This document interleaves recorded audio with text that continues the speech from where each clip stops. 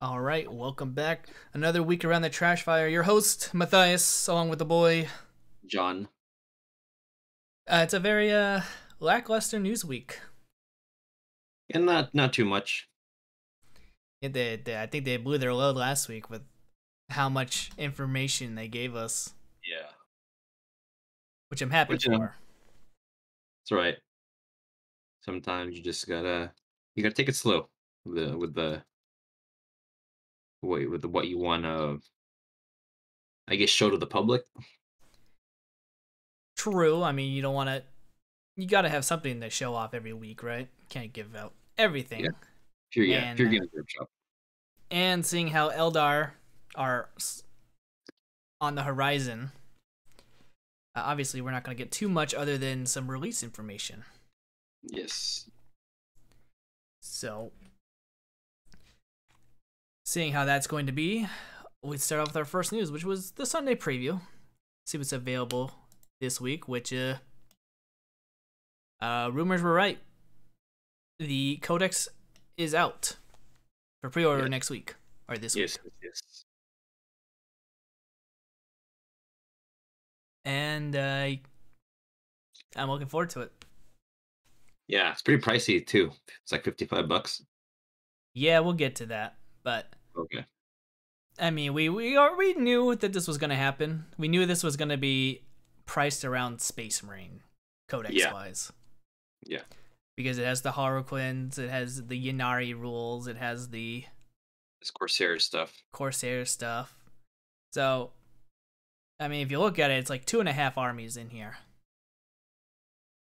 Because, I mean, Ynari is just 3 models, and Corsairs is, I don't know how much variety Corsairs will have. Probably just That one unit. that one unit. So, but you got the Harlequins and you got Eldar, so that's 2 armies right there. Yeah. So, I think they said it's 200 pages. Which is pretty big. It's a little bit less than Codex Space Marines, and Codex Space Marines is a really big codex. Yeah, well, there's only so much artwork they can get in there, right? Right. No, the heavy metal. But I am looking forward to this. I'm probably gonna have to buy it day one, but If I'll play Eldar. let's hope I can find some scans or GW if you're listening. I know you're not, but if you are, send me a copy. I'll do one of those reviews that people do, and it'll be greatly appreciated. And the cover looks okay. Not much we can say about covers these days. They're I all like kind the of better bland. than the old one. I don't like the this is a model cover. I much prefer there's like I mean there's a central model, but at least it looks like an actual battle and not just a portrait of something. I wasn't a fan of the old 7th and 8th edition covers that are just one thing. You mean the covers that didn't even change from Yeah. edition to edition? Yeah. Exactly. I remember, because I'm an idiot, I remember getting the Craftworld Eldar special edition book. They did something with that, right? Uh yeah, they had special edition with an 8th edition. Yeah, do you remember what was on it? Because I It know. was the same, except usually special editions don't have the border. It's the same as this one. It's just a fancier book. I'll have to No, pull it out. yeah, there's no rules, no items or anything. Just kind of that. I thought the special edition was just like different cover. Yep, it's just different cover. Nothing else. Yeah, I'm trying to pull it up really fast, see if I can find it. I can't really find it. Oh well.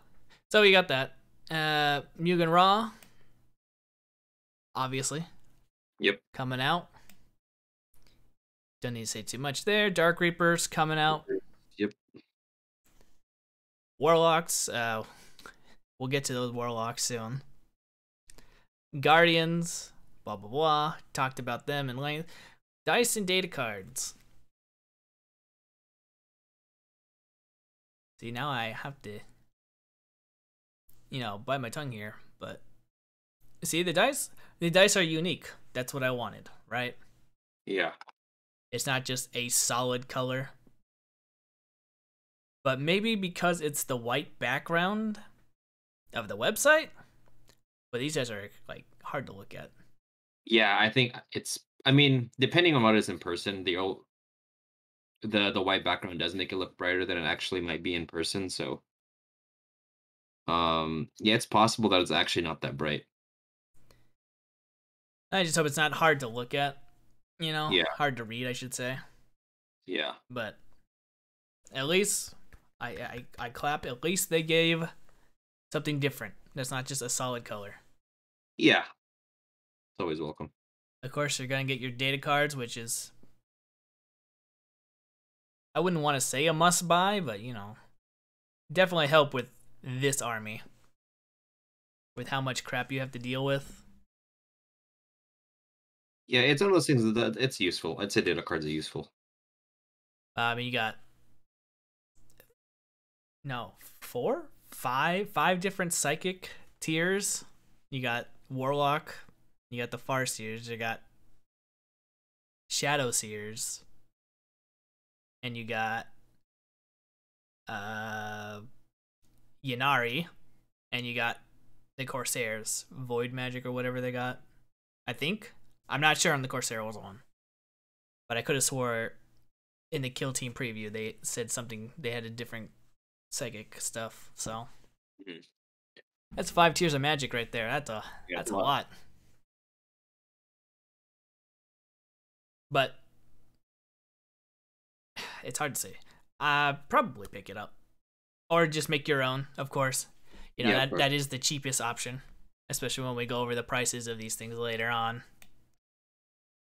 The Yncarne, I was surprised to see that they weren't selling these anymore.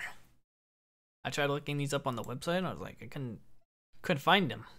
They used to be only purchasable as a set, and then I think when it was sold out, they stopped selling them in preparation for this. Yeah, well, at last, finally, you can get all 3 of these models separately. If you want, of course. Yes. I think I bought the box. I think that was like my first purchase back into Warhammer.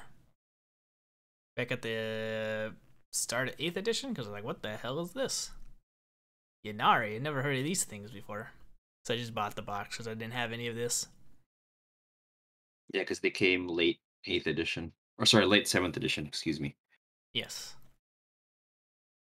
But there we go. If you want them, grab them. All nice models, in my opinion. I personally have only ever used the Yncarne because it's a cool ass looking model. I played it a lot in 7th, and it was pretty awesome. When something dies, it just comes back, or it deep strikes, or teleports where someone died. Yeah, that's what I liked about it. It was a cool concept, but then when I learned that you couldn't run it with an Avatar Cane, I was like, yeah, I'm sorry, buddy. Not as cool as the Avatar Cane, sorry. I wonder if you could run them both now at the same time. Well, I don't think those rules have been leaked yet, so. Yes. But it was always in 8th and 9th edition, it is clear that you cannot run Avatar and Yncarne together. Yeah. But now that I assume Avatar is going to go into, you don't think the Avatar would go into a super heavy, would you? It's probably, I think it might go to Lord of War. I mean, Mortari. Well, Mortari is Supreme Commander. Maybe it's a Supreme Commander. Oh, we could look at the leaked data sheet. The leaked data sheet says it is, what's the skull symbol? Skull symbol is usually an HQ. I think it's still HQ then. All right, yeah. So probably not. I'm gonna assume that they won't be able to run together because you got 2 demons fighting for worship here or whatever. Yeah, I wonder if there's a rule that prevents them from running both at the same time, but I don't know. The Avatar data sheet doesn't say anything, so. I'm sure it's gonna be in the Yncarne section when you make a Yncarne army. Yeah, That's possible. We got that, and then Middle Earth. We got my good boys, the Easterlings, coming out. Yeah, these are plastic. That'll be awesome. They're plastic. That is awesome. So, It doesn't say Forge World, so hopefully it's plastic. I could be totally wrong. well, we pray for plastic. Yeah, you pray for plastic. Pray for plastic. Black Library. We got Horse Heresy stuff, books, Yeah, some limited. paperback coming back. Got that, and then we got a licensed product. We got, I was gonna call these Black Templars. These are not Black Templars. These are Raven Guard. Raven Guard. Thank you. Got Raven Guard Space Marine, which I don't know.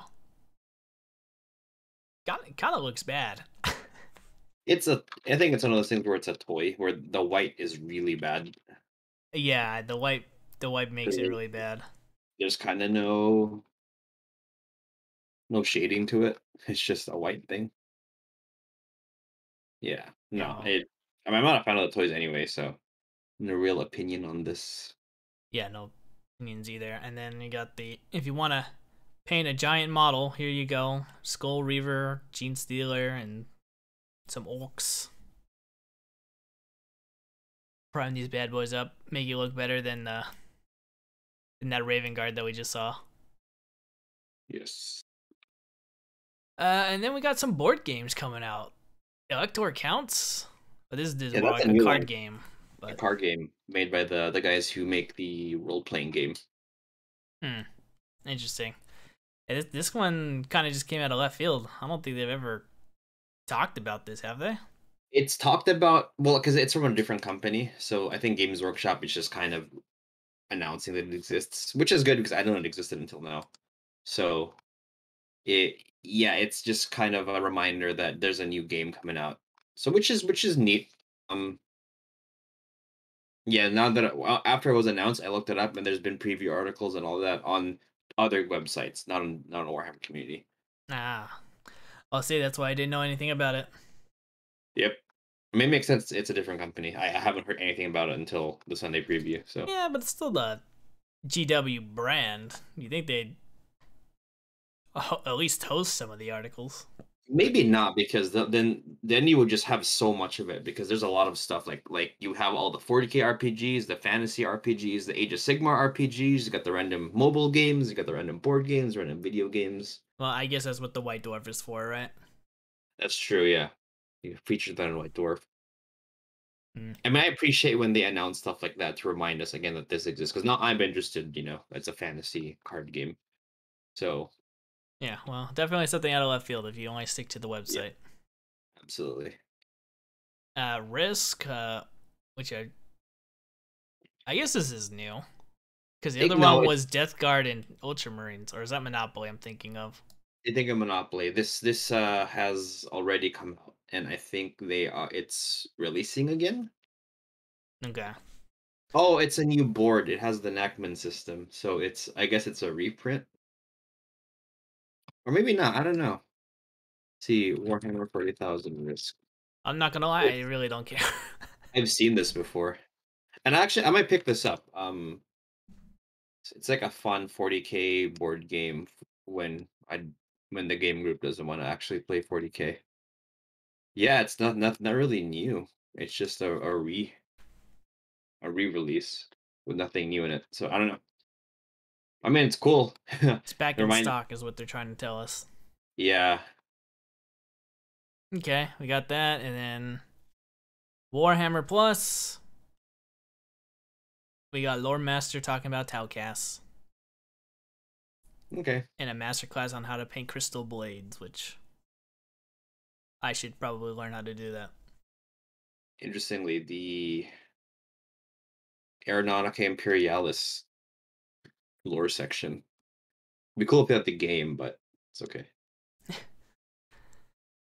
But yeah, that is what we're getting. Nothing, no live streaming, no big news.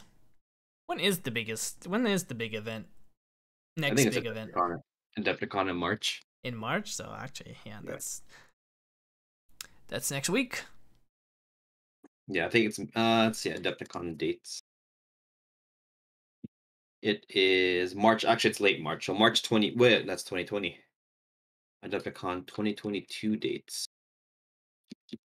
Well, I It would is. assume it's usually around the same time. So Yeah, it's probably late March. Yeah, March 23rd to the 27th. Somebody's next off. month, Yeah. end of next month, we'll get it. Okay. Let's see, what would they reveal? Chaos. Is that a big event, or is that a? Oh yeah, it's like LVO size. Oh, I mean, Adepticon is probably the biggest wargaming convention in the US. I I thought that think was it's Gen Con. is it Gen Con? It's either Gen Con or Adepticon. Adepticon Gen Con size by attendance. So in 2020, well, this is probably from yeah, no, right, Gen Con is number 2, you're right. SN is number 1, but it's like board games. Yeah, I just Actually, remember. Adepticon isn't even here. Never mind, take it back. Take it back. Adepticon is not. I guess because they count board games in these bigger events. Yeah, I was gonna say because Gen Con is what I've been told is the mecca of the game board gamers and I know tabletop gamers. Adepticon is probably the most how do I say this? The most narrative, quote unquote, convention because it's a big. It's like LVO size, but like you have to be fully painted for all their events are fully painted minimum. You can't. Oh, They're that's really they're really strict on conversions, so you can't just like if you play orcs, you can't just get a World War II plane and orcify it. They're like, no, that's not allowed. You gotta it has to be like actually orky, like super orky. Um, yeah, they do stuff like that where you can't just um convert a Redemptor Dreadnought and say it's a Chaos Leviathan. Then like, no, I can't do that. You gotta have the Chaos Leviathan. So they're super strict and super narrative, but they also have really high quality terrain and events. okay. Yeah, I would say, of course, I've only been to like 3 tournaments. Hmm. Not Gen Con. LVO, Kubla Yeah. Khan, and I can't SoCal Open. I think. Hmm. I mean, the minimum is always you have to have an army fully painted. Not too strict on the conversions. Obviously, you gotta get it pre-checked if you're bringing in something. No, but for them for Adepticon, it's to go to Adepticon because stuff like SoCal Open or LVO, if you do open gaming, they kind of don't care. But Right. an Adepticon is like to enter Adepticon, your army has to be fully painted for every event. If you want to put on the table that they have, it has to be fully painted. Oh, okay. That kind of thing. So you couldn't do like a pickup game on one of Correct. their tables. Unless it's fully painted. Yeah. Oh, that's very strict. Yeah, and it's always sold out. It's not like a niche con where 20 people go because it's too strict. Like it sells out. Oh, I know it's a Yeah, big thing, but yeah. I think we got Oricon. Is that the Or one by LAX? yeah, that one. Yeah, I played War Machine there successfully in Orcon. That's I think it was last weekend. I didn't go because they didn't really have any events I was interested in. But Yeah, from the one time I went there, it wasn't a big 40K crowd. It was like one local store, and that was it.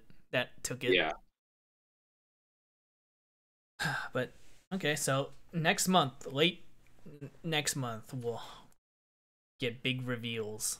yes, But speaking of some reveals, and the Yncarne, we got some rules for the Yncarne, which, looking at this, just seems to be the normal trend for monster.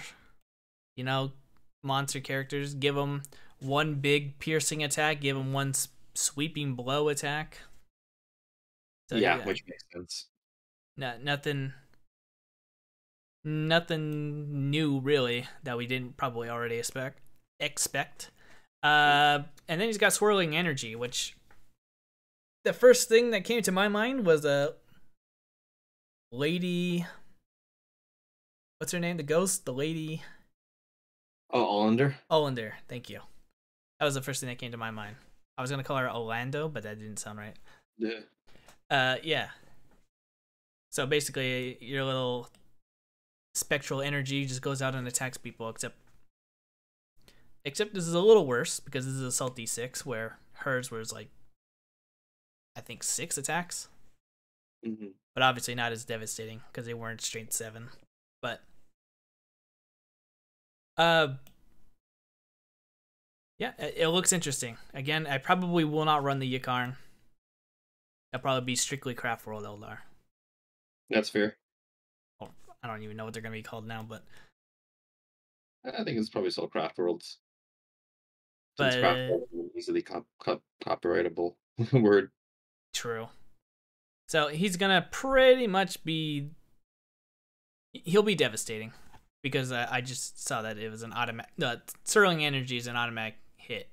So if you can still do the deep striking, when someone dies and pop up right next to them, kind of deal. Yep. Yeah, I can see some shenanigans happening with him. But other than that, I think the one thing holding the Yncarne back, no matter how good its rules are, is you're locked into playing Ynari. yes. You know, if you want to use some Craftworld rules or characters or relics, you can't because it's locked into Ynari. Whereas I believe the avatar is for every other Craftworld. As far as I know, the avatar is for every Eldar.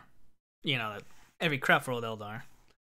But the benefits you get for playing Ynari is, you get a little of everything, right? You get all the Craftworld except for the special characters, I think. Mm-hmm. You get all the Dark Eldar except for the Covens. And you get all access to all the Harlequins. So, I mean, you get a lot of stuff out for just being Ynari. You just lose access to, special characters and certain units from each faction. Right. But the thing that made Ynari really strong was the spells. So we got to see if their spell game is going to be I kind of felt the Ynari's strength was having played them and been clapped by them really hard. It's the out of activation. One of them was the spell. One of them was a spell, though. The spell, yeah. But the rest was like, if a unit dies, you get to shoot another unit, even if it is shot already. Stuff like that. And Yeah. one of them was the spell that says, cast a spell and the unit gets to activate immediately. So, I mean, that's the Inari's thing, unless they change that, which they could. They could change Inari's thing. They could have like they got rid of the out of action stuff. Right. So it could be something else, which could be strong. So who knows? Yeah. Well,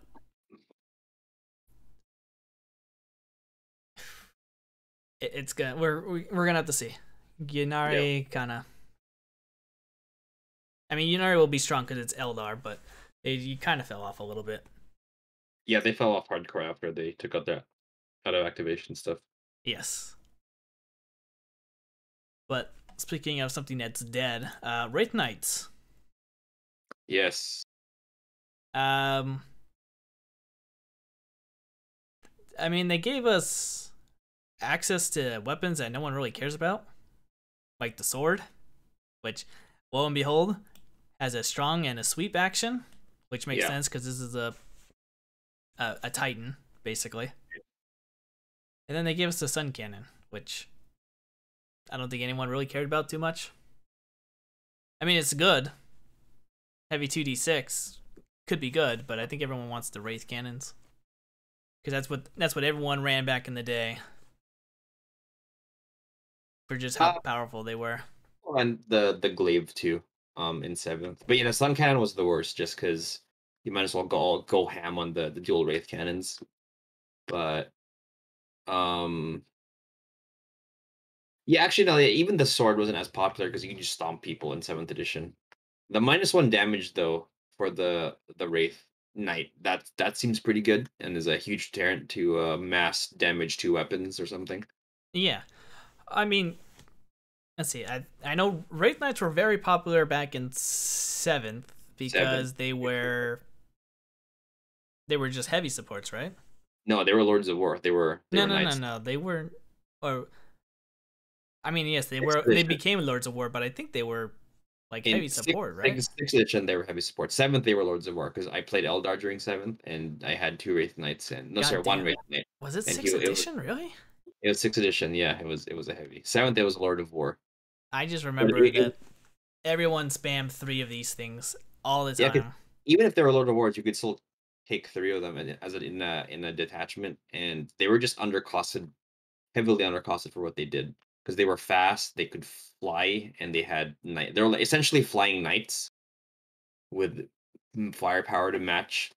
Now, with the way old Wraith cannons worked, I mean, you could delete vehicles with a lucky six Yeah, because that was that was the straight. dark days Yep, where everything could get one shotted from a Wraith yep. cannon. Um, but yeah, in eighth they really fell off just because of the points cost, and they didn't do close combat titans weren't really a thing in eighth edition. Even for knights, we usually take the long range gun knights, and wraith knights didn't do enough damage if you just take double wraith cannons. So And there was something. Was it? I feel like they did something. Didn't they restrict it to Lord? Didn't they restrict Lords of War or something? in eighth, Yeah. I mean, you could still run Lords of War. You could still maybe in tournaments you could they took away the ability to do super heavy. Even so, because knights existed and chaos knights existed, so I'm not sure if it was a Lords of War thing. I think it was just the unit didn't do enough for what it costed, especially compared to other stuff in the codex like flyers or dark reapers at one time, stuff like that. It was just overshadowed by way better choices.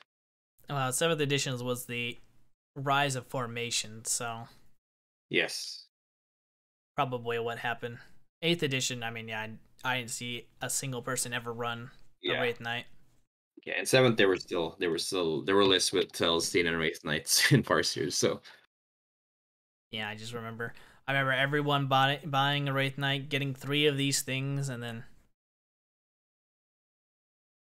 so that had to have been six. So then seventh edition, they just completely fell off. no, seventh edition. That's when I played them. I played them in seventh, and they were murdering people hardcore in seventh because that's when you could combine allies in your lists. So you had Wraith Knights and Celestine and Pink Horrors doing so much stupid crap. They weren't as powerful as in sixth because they were Lords of War now, and Taladar wasn't a thing anymore. Well, But Taldar was sixth edition. sixth edition, yeah. So seventh, it wasn't really a thing, but you could still buff them with Farseers with a guide and all that. Hmm. And yeah, they were still pretty scary. But in eighth, they hardcore just fell off. Yeah, I must just be misremembering seventh edition. Maybe because I played one. I played a Wraith Knight, and it was scary. Hmm. Yeah, because I do remember going against a lot of 3-man knight units. So it was a.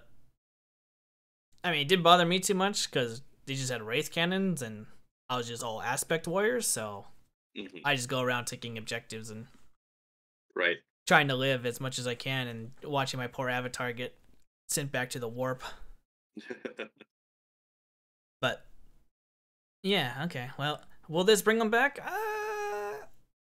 Well, the -1 damage is gonna help. It's really hard to tell because knights aren't very good in ninth anyway. Well, if they have the same ruling as a knight, right, where they count as 10 models, they could. When like holding an objective, I I mean. mean, yeah, that's and also it's faction. Well, even Mechanicus has knight axes, but you don't see a lot of knights in Mechanicus. It really depends what it does, because the question really is, especially in the competitive scene, it's not whether the Wraith Knight is bad or good.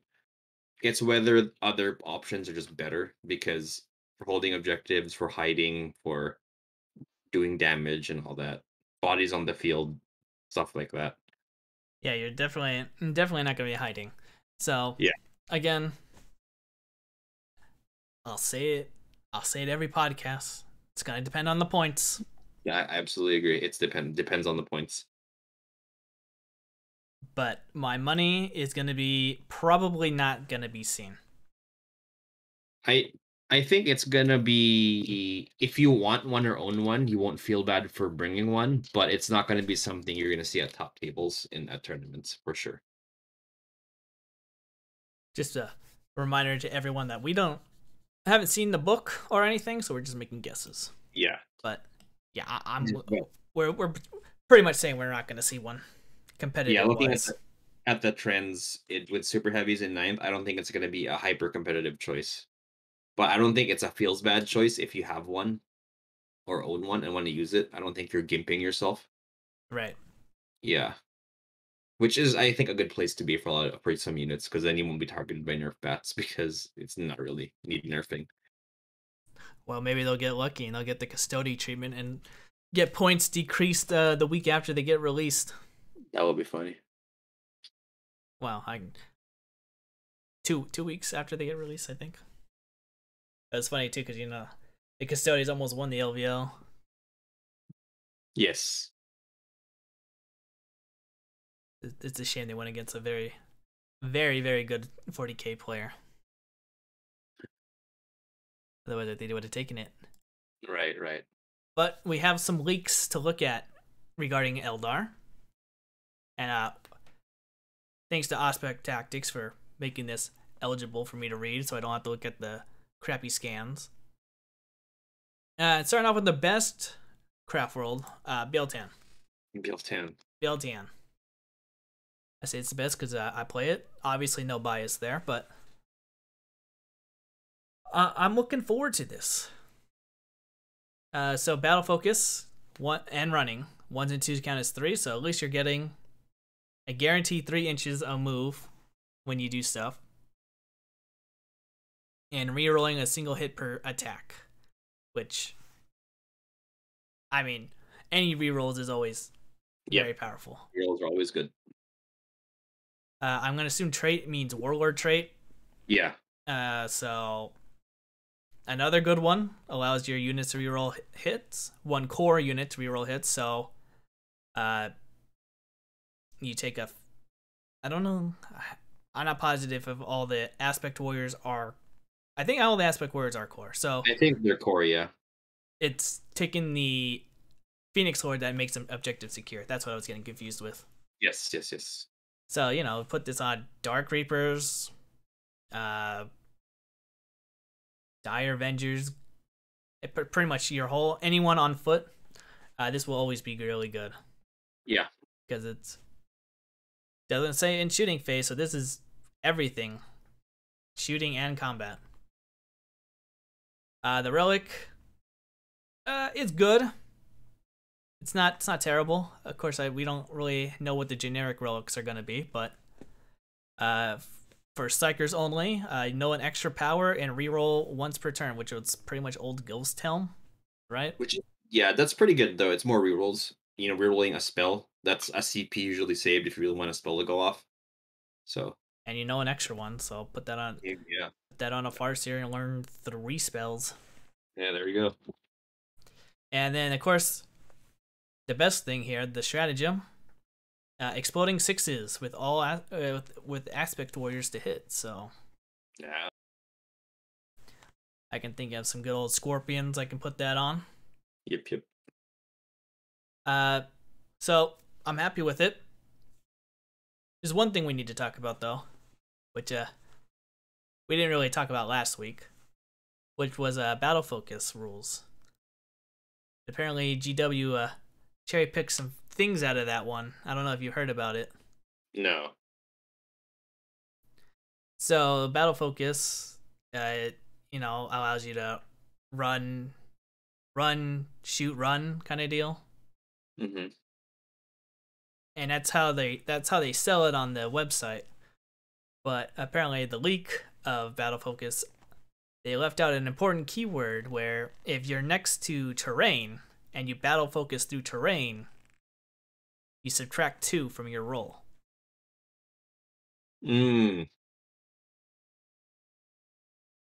So I think it's good, right? Because then you can't just do alright, I jump in front of this building and then I jump behind the building far enough away to where you can't shoot me back kind of deal. So it makes sense, but GW kind of cherry picked that one, unfortunately. Yeah. Made it sound a lot better than what it was. I mean, it's still good in my opinion, but Yeah, it's gotta be careful, and you can't just dance around terrain with it. right. So moving on to the next Craftworld, we'll just quickly lightning round all this. We got the Altok. They lost their -1 to hit for light cover, which was very annoying back in 8th edition. Especially when all the minus is stacked, that's why the planes were a problem. Dense cover for infantry and bikers within terrain, and less than or more than 12 inches away, and ignores modifiers to their advance move. So that's the -1. So they get -1 if you're within terrain over 12 inches. Yeah. Yeah. So obviously, light cover just +1 to their saves. It's whatever. It's not as good as the. I would rather take the -1, but +1 to save is okay, I guess. Before it was just like -1 straight up. Yeah, that's what it used to be. Got it. -1 to hit him. Yeah. Well, no, I take that back. Sorry, it wasn't -1 straight up. It was -1 with outside of 12 inches. Got it. So if you got within 12 inches, then you'd hit him normally. Or shoot him normally, I guess. Got it. Okay, the rest. Master of Ambush. Can shoot while doing some actions. Plus redeploy one ranger group anywhere more than 9 inches away from the enemy deployment zone. It's okay.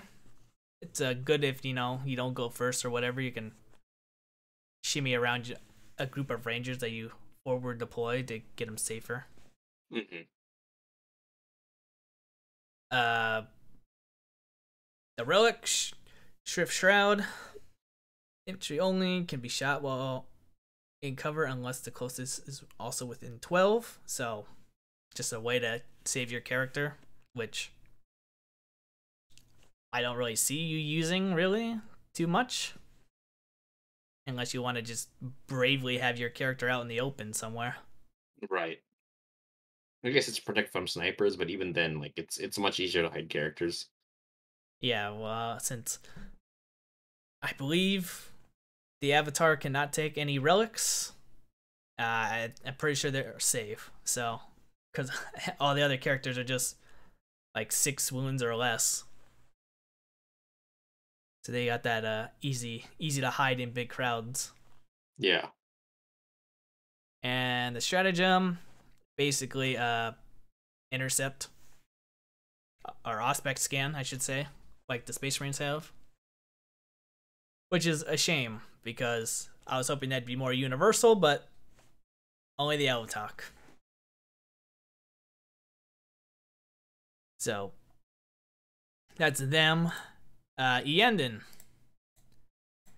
So, as we saw with the Wraith Knight. Oh, wait, no.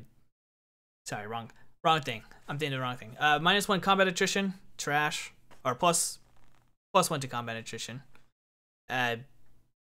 Trash, kind of. Depending on who you fight. They also got probably the best thing here, -1 AP. Or they subtract 1 from the AP value of stuff, so 1 becomes 0, Yeah. 2 becomes 1. That's good. Considering I think they'll have a 3+ save and 2+ if they go Axe Shield. Yeah, it makes them tankier. I mean, it doesn't affect AP 0, but yeah, AP -1 going to 0, it's pretty good.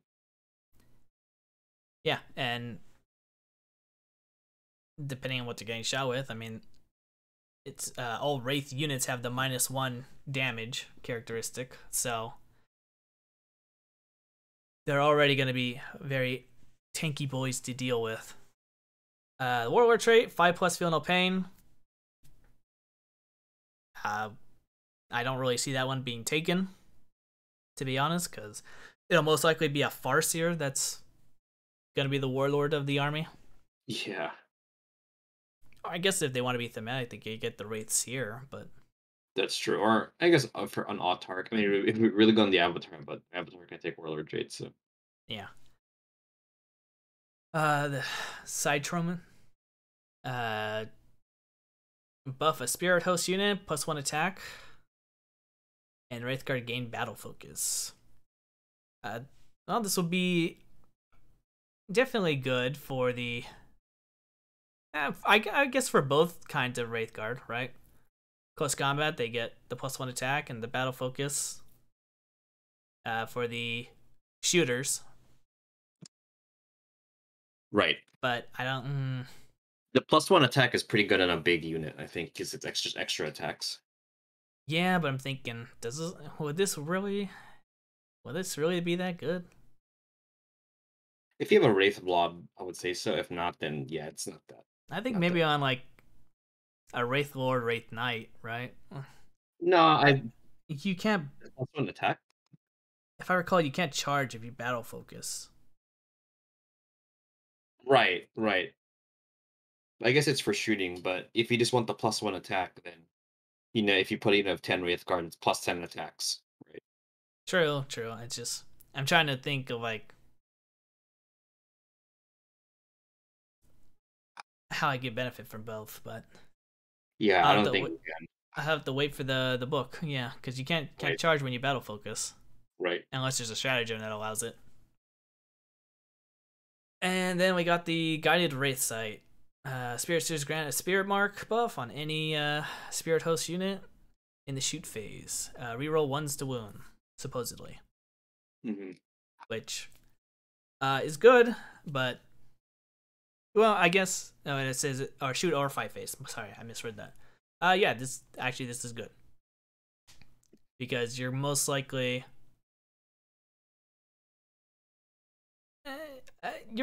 gonna be wounding on twos, and Hmm. depending on the psychic buffs that happen, I'm sure it'll be destroying whatever.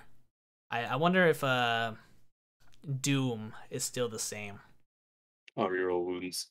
Yeah, because then that would just make this stratagem kind of useless for that, right? Because who cares about rerolling ones? Well, because Doom is target unit, so if you want to spread around the reroll ones and shoot lots of things, maybe. But True. if you're trying to focus fire something, then Doom is just better. Very true. And then we got the one that's been the most OP for many editions, Oathway. They got a lot of abilities. They got reroll 1 wound roll per attack. So kind of the opposite of Beltan. Each psyker gets +1 to cast on their first spell, which is good. It's always good. You're probably just gonna have to waste the big spell that you want to get that to make use out of that. 6 up invul save, and a 5 against mortal wounds. So already pretty good. They got a lot of survivability here. Hmm. And seeing how Oathway is supposed to be the psychic heavy army, I fear what will happen. +1 to cast every turn. That's really good. +1 to cast for each caster for their first spell. It's huge. That's pretty powerful. Smite spam. Here we go. And then we got their trait, Fate Reader, retain 1 additional strands of fate dice, which I mean it works like miracle dice, so that'll always be good to have. Yep. The Ghost Helm knows a extra spell and cast of 9+ undeniable. That is also huge. Being able to cast whatever you want, and a 9+ you can't dispel. It's crazy. It'll definitely hurt. Like, well, I mean, I guess that's just a relic, so that's just one model. Yeah, it's one model, but if really need to catch that cast that Eldritch Storm, then it's like, well, you can't stop it. The good thing being that it won't be Eldrad, who will probably have something crazy, like +2 to cast or something. So it's a good thing he can't get access to this, hopefully. Yeah, I think it's still very powerful to have. This will definitely be a must in every army that runs both way. And then their CP, it just affects the Black Guardians, +1 to hit. I don't know if the Storm Guardians will be good or not. But I guess we'll have to wait and find out. That's true. But that means they would be hitting on 2s. So, yeah, I think it would be pretty good. Oh, I forgot about one more because I didn't scroll down far enough. And we got Samhain. Very good stuff here. Wild Host is their attribute, which reroll charges and fall back in charge. Very, very powerful things here. And I'm gonna assume this does not affect just bikes. So yeah, it seems like everyone. So honestly, I would probably go Sam Hine. Really, Sam Han. Kind of, right? Because being go close combat, yeah. If you're shooting, it does nothing for you. But if you're doing close combat, fall back and charge, especially for stuff like I'm sure not Wild Riders.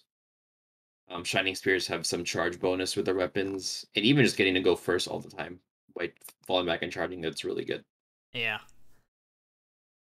Yeah, I think they will get like +2 strength if they charge the Shining Spears. So, honestly, this is. I kind of wish Sam BL10 got this, but whatever. I guess it makes more sense for Sam Han because they're fast bikes. Yeah. Warlord trait +1 attack, 6-inch heroic intervention.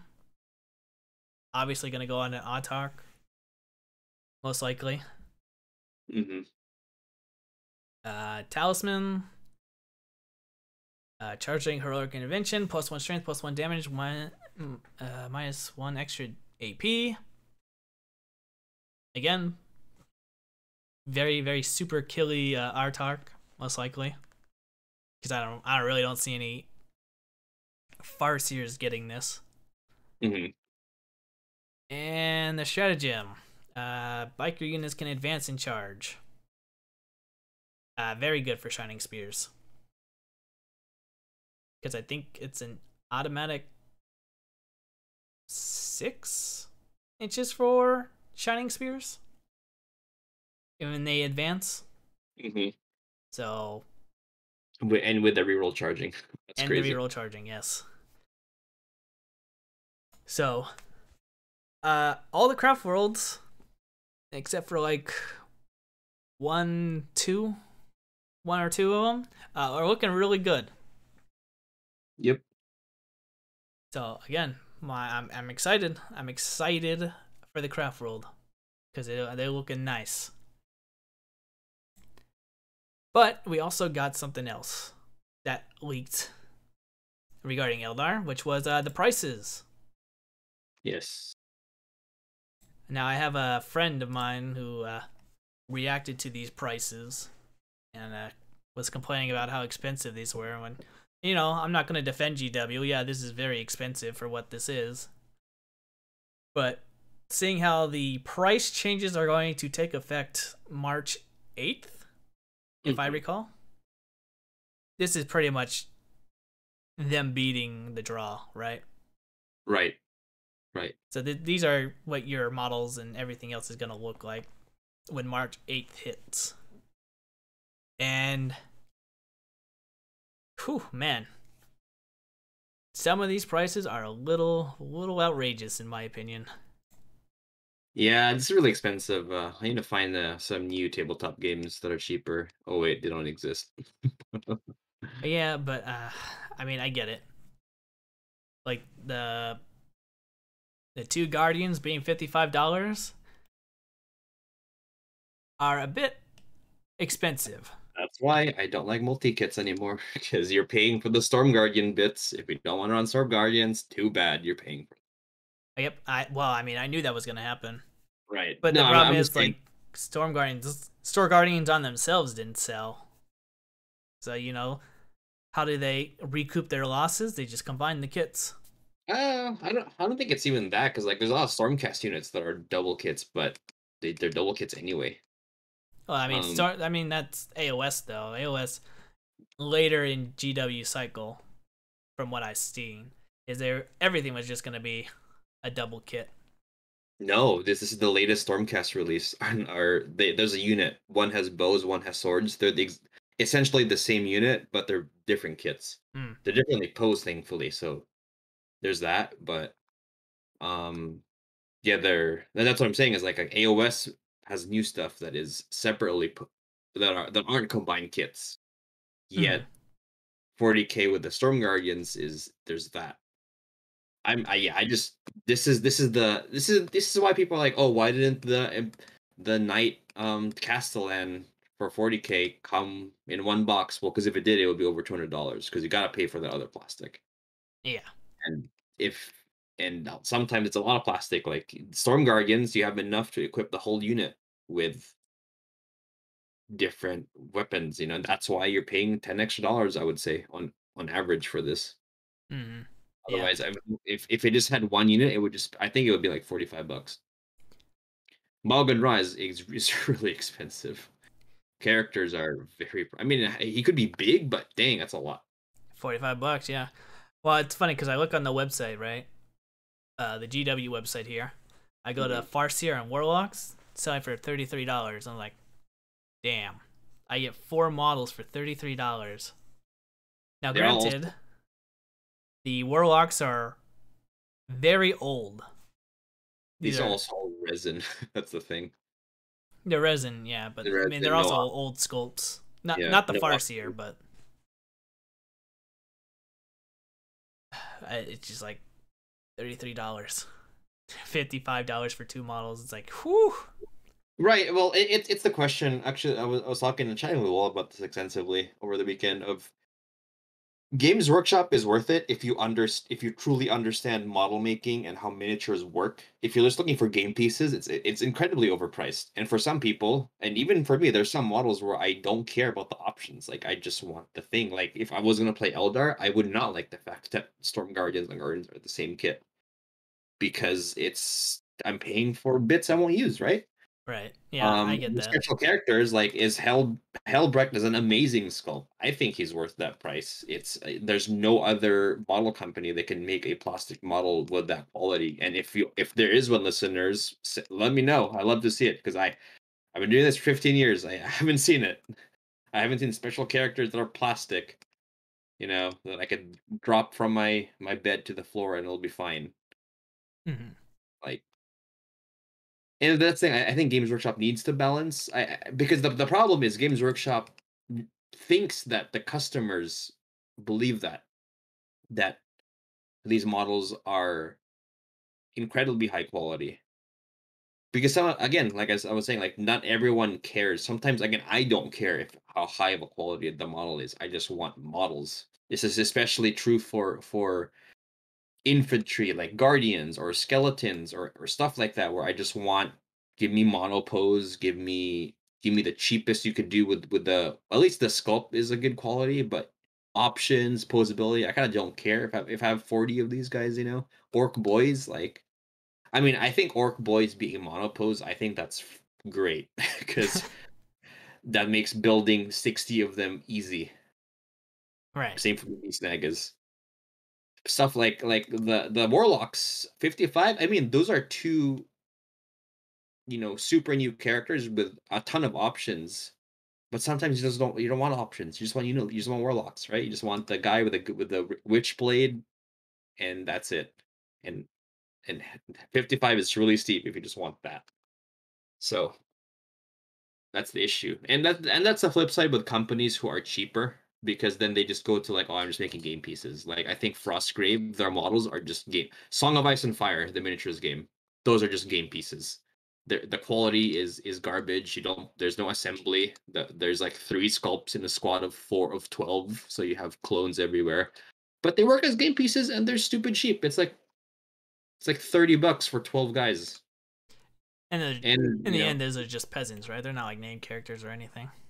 yeah, and they're just peasants. And the name characters aren't too expensive. You got 5 HQs for $30, but these are mono pose, low quality. But maybe that's just what you want. So again, Games Workshop. That's why I disagree with the statement that Games Workshop models are overpriced. I think if you're looking for what they're trying to sell, it's amazing. But again, if you're just looking for a piece you want to play 40K with, yeah, it's overpriced, and I agree. You know, but Games Workshop doesn't think that. They think Games Workshop sells these models, makes these models with the idea that they're works of art, which they are. But sometimes you just don't want a work of art. I just want my Warlock with my Witchblade. I just want my Space Marine Commander with his Bolt Gun and Power Sword. That's it. I don't give a crap that he has 20 weapon options or whatever. So it's the balancing game. That's the hard part here with the Games Workshop pricing.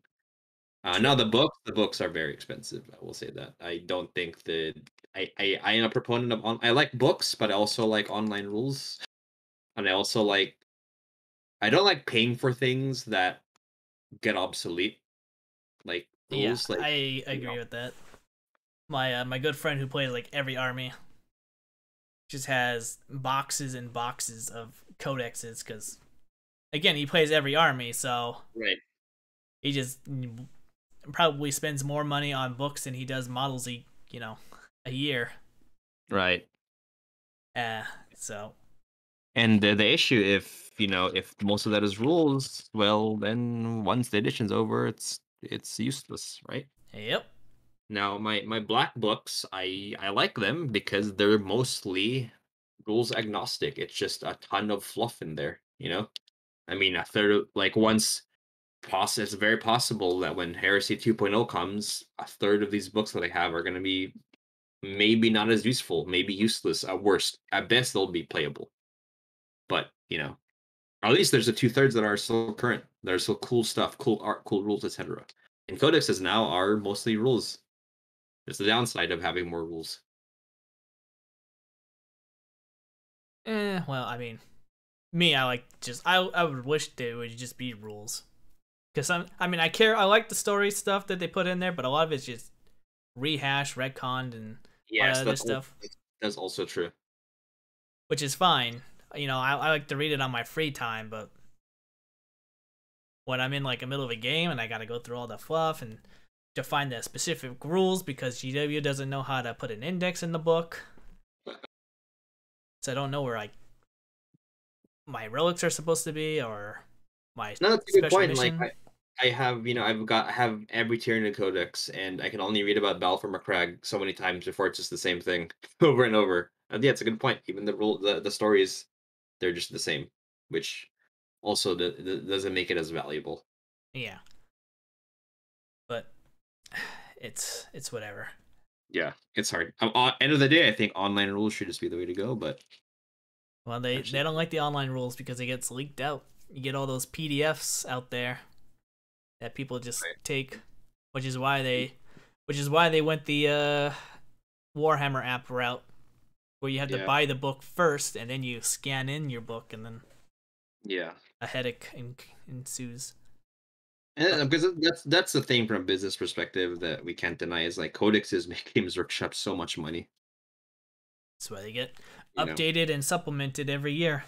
Yep, Well, and not that's updated, but that's the biggest thing for me that Games Workshop is a business because codexes like there's no reason for codexes to be the way they are, but they do, and people buy them. You know. I buy them. This Yeah. will be my fourth Dark Eldar, Black Templar. This will be my fourth book. Right. But at least it's for 3 armies, so Right. all of them that I play. I don't really play Yncarne, but you never know. I could start. That's true. You could play in the Plus, if you really want to save money on GW products, just find a local game store or those mom and pop stores. They don't usually give a big discount, but they usually do discount some of this stuff. That's how I got my Indominus set. I didn't buy it from GW. I bought from some mom and pop store, and I got like $20 off for when they were selling it. So I know $20 isn't much, but hey, that's still saving money.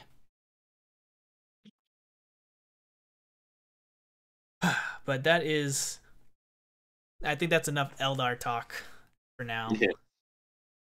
We got one more news story to talk about here, and that is we got the Chaos Space Marine kill team for Nachman. And well, I already know what John's gonna say. And what is that? Okay. John's gonna say this is fucking amazing. It is fucking amazing. And I agree with him. I think these models look very, very good. Right. Now, the caveat I will say is this is not a new kit. It's another sprue for the Chaos Marine kit. But for Kill Team, it's pretty nice because it gives you options to make each guy an individual, which I think is great. Like, that's such a genius idea. I think that, I mean, it did it with Pathfinders, but now it makes more sense where, you know, see this, oh my gosh, this goes back to earlier. So this is an amazing example of what the hell I was talking about earlier with like game pieces versus art pieces. So if you just, so let's say, you know, 10 months from now, this squad is released on its own. So the regular Chaos Marine box is like $50. This is probably going to be like 65. I'm highballing here, so say 65. But here's the thing: if you just want Chaos Marines, they don't give a crap about like the dude with the tongue, his tongue out, or the dual knife guy, or half sorcerer wannabe here, or smiley face guy, whatever. All this cool stuff here. If you don't want that, just get the Chaos Marine box, and you got your 10 guys with bolters, hopefully 2 wounds, heavy weapons, all that. Perfect. If you want your fancy kill team or you want more bits, get the more expensive box. Bam, options. Games Workshop, do this. This is great. This is a good thing. That's my rant. That's your rant? Yes, this is great. And you know, having built this kit, I think I have two. I bought 2 of the box for Chaos Space Marine, the new kit, and I can really tell that a lot of these are just, it's the same one, the same kit, or same, I guess, same model that's without the upgrades, with like 1 or 2 differences. Some of them are just reposes. Like the possessed thing, that's, I think that's, for me, that's the clearest, because that's a unique pose in that box. It stands out, and I can tell, yeah, it's an arm swap and a head swap. But that's cool. I like it. Yeah, it's. I'm looking forward to it. Yeah. Anything that's unique for a kill team, I like. Yes, and I'll happily pay extra for those extra bits because I have the option to. Again, I have the option to pay for the extra crap here. I don't have to pay for the extra crap if I don't want to. Right. Yeah. I will say though that the box is kind of lame because I just don't like this terrain. I would say this terrain kind of sucks. Oh man. Well, yeah, this is just the freaking pipes and crap. Maybe I'll the Adeptus Mechanicus thing. I can't remember what it's called, but yeah, it's just pipes and a crane, which I already have. My friend, who, I don't know if you've seen it, but he made like the entire like Adeptus Mechanicus board where like it's just all this terrain, right? That's all it is. It's just this terrain because it had their symbol on everything pretty much. Yeah. So I wouldn't need this. I would probably just wait for the models to come out on their own. Unless there's something crazy in this box that is like a must buy. Because you know, I like it. I like the Eldar stuff. I don't care too much for the Chaos. Chaos looks nice, but the Corsairs, that's a cool looking kill team. But I agree with you. The terrain is meh. Yeah. Anything else though? It's the models. models for both sides look good, which is what we want. We don't want just generic Chaos Space Marines versus cool new Eldar unit. Right. Right. And then there was something else. The name Chaos Space Marine Legionaries. You think that's a name change? That was the news that was buzzing around a little bit. Yeah, I think it's just gonna be the specific kill team. And I don't think it's gonna be the Cast Marine squad. Maybe, man, maybe it is. Maybe for the new codex, look call them Legionaries. That'll be cool. I like that. They are Legionaries. Well, actually, not all of them are. The cool ones are. The lame ones are Red Corsairs. FE Red Corsairs. My friend would be hurting at those words that you just mentioned. I hate Red Corsairs because the 3.5 Cast Marine Codex was like the pinnacle of Cast Space Marine rules because that was when that was that every time if you go to any Cast Marine forum and you say 3.5, everyone knows that's where you had the rules for all the legions. You got all the war gear, all the customization, and they took away all that stuff because they wanted to highlight Red Corsairs in 4th edition and be like, "Oh, dude, Chaos isn't all just legions and heresy and Horus Heresy. There's the Renegades, like the Red Corsairs, and they're cool now." And it just failed miserably, and everyone hated that. That they took away all that cool stuff to promote Red Corsairs. Yeah, well, I mean, we got all the other lame legions out there too, so Yes, the ones that no Red one's Corsairs, heard about. Red Corsairs are the coolest of the losers. I'll say that. They got the gold for the losers. Yep. All right then. Well, that's all the Warhammer news that I got. I don't know if there's any other Warhammer news out there that you have. Henry Cavill came to Warhammer World. That's cool. I mean, more what's the word? More exposure to Warhammer is just a good thing, I think. Well, he's So, been really making his rounds with the yeah, Warhammer in the Hollywood sphere, so he's been probably the best free promotion GW could ask for, absolutely. which is fine because I actually like Henry Cavill. So Yeah, he's a cool guy. you know, he was bad in Superman, but that wasn't his fault. That was Yeah, that that was the wasn't his fault. writing. That was the movie, being the movie. Well, shall we get to hobby rants then? Let's do it. Uh, start with you. What have you been up to, sir? Just some just hobbying. What did I paint last week? I think I repainted a bunch of stuff. I repainted some Raven Guard I had to Black Templars, and by repaint I just mean I highlighted them a new color because they were already black, and painted the shoulder pads white, and painted the weapons red, and they're now Black Templars. And some Dark Angels too that were black. I just same thing. Highlighted a new black, painted the shoulders white, put new heads, bam, Black Templars. So I got 5 Blade Guard and 5 Infiltrators done that way. Yeah, that's my hobby. No gaming last week, I think.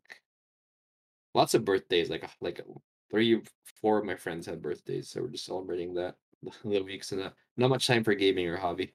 Hmm. Well, at least you got some hobby in, even if it was just repainting some shoulder Yeah. pads. Yeah. Let's see. For you. Uh, well, I played a board game, last week. I know you mentioned it. Yes. It was Ankh. Yes. It was an interesting game. I've never actually opened. Well, so I opened the box. I've never played it. I read the rules. How was it? Yeah, my friend, very big into board games. He had like all the expansions for it, so we got choices for like not nine, like a lot of gods. I think we got access to like 12 gods Oh, to wow. choose from. How was it? It was okay. It took like a couple of turns to get into like what we needed to do, Mhm. because the whole thing is you start off with a god, then you go around trying to build up an army. I mean, typical board game stuff. You build up an army, you go around trying to get them close to buildings to get some benefits from it, and then depending on the tracker, once the tracker hits a certain point, whoever activated that tracker can get to buy, not to buy, but to claim a temple, obelisk, or a pyramid, or a city kind of deal. And basically you just do that, and then you battle once you get to a specific spot on the tracker. And then everything's divided up into like three lands. So depending on where you are, everyone on that one land will fight. So if I had like a god and 2 soldiers in land 1 and a soldier in land 2, and someone else had someone in land 2, everyone in land 2 would fight. Doesn't matter if they weren't close to them or not. As long as they're in that land, you fight. Oh, I see. So yeah, it was fun. The victory was taken away from me. I almost won. Ooh. That was I got screwed over by the host. I'm just gonna say that. Say that right now. Because when you can change the number on the land, so you can change land 1 to land 3 and make land 3 land 1. And when battle starts, you go in order of the number. Oh, so, okay. Because they did a change like that, the battle sequence, I didn't have the priority to take the win. So. Oh, I see. It was unfortunate, but it was a fun game, and the models look. The gods, not the little warriors. The warriors kind of need a little bit more detail, but the gods look nice. Yeah, I remember that the bigger models in that game are super cool. Yeah, so that was fun. We did that. I got a game in on Tabletop Sim. Oh, okay. Yeah, I got to experience the new Tau. Ooh. And they're pretty brutal. Obviously, it was my friend's first time playing Tau since 7th edition. It's a while ago. So yeah, it's been a long time since he's played Tau. So obviously he didn't run like all the game breaking stuff yet, because he's just messing around with it right now, trying to see what works and what doesn't work. But all in all, it was a pretty close game. It was like 61 to 77, I believe, is what this final score was. And let me tell you, Thousand Sun Terminators, still super hard to kill. Nice, that's good to hear. I tanked his entire army with 5 models who shot into it. That's pretty crazy. When they don't have the marker lights to support them, they're still pretty bad shots. Just to tell you what he ran mostly crisis suits. So he didn't take a storm surge or fire warriors or anything like that. It was primarily stealth, just crisis suits and like a unit of broadsides. So yeah, I didn't realize a lot of the crisis suits were only Blitz skill 4. So when I put a -1 to hit, they're hitting me on 5s. I was like, 5s. I might actually win this. But no, I didn't. I didn't get tabled. I made it all the way through the game, but yeah, it was pretty brutal because I didn't know too much to expect. So much line of sight, or what's the word I'm looking for? Non-line of sight shooting. Oh, interesting. Indirect fire. That's what I'm trying to say. Yeah, they took a lot of the smart missiles, so it's just like, yeah, I'm just gonna shoot like 32 shots from this far away. I don't need to see you. I was like, great. I hate this. But yeah, I did that. That was fun. Had a good time. Good to hear that Tau are coming back now. Oh, the Tau are in a great spot. That's good. That, and then, gonna just have to defeat him once I get my Eldar book, and it'll be like old days. But yeah, that's fun. And then this week, I think it's the last Wednesday, so we're gonna play some Shadows of Brimstone. Get that going. And the week after that, it's the start of our Escalation League. Yeah, I think we're starting mid-March for our first meetup. Oh, nice. Yeah, but I got my stuff ready to go. So, well, actually, I do have a. That's why I have to finish my HQ. So I'm painting him right now. Yeah, I'm thinking I shouldn't do this, but you know, I kind of want to. I kind of want to strip my entire Eldar army. Oh, interesting. Well, I mean, it was like my first army I painted, so it obviously looks really bad. So, you know, given my skills that I have now, I can definitely make it look a lot better. But it's gonna be finding the time to do that. Right. So, who knows? Maybe I will, or maybe I won't. I'll have to wait and see, unfortunately. But yeah, that's it. That's all I've got planned for. And what I've done. Hobby wise, I'm still just procrastinating. I'll probably do something in the March when all the Eldar stuff comes out. Yes, that's gonna be an exciting time for sure. Yeah. I mean, new models, a major new launch for popular factions, always gonna be a good time. Yeah, well, luckily, the only thing I was sad to see was no Eldar. I mean, not Eldar. No Avatar.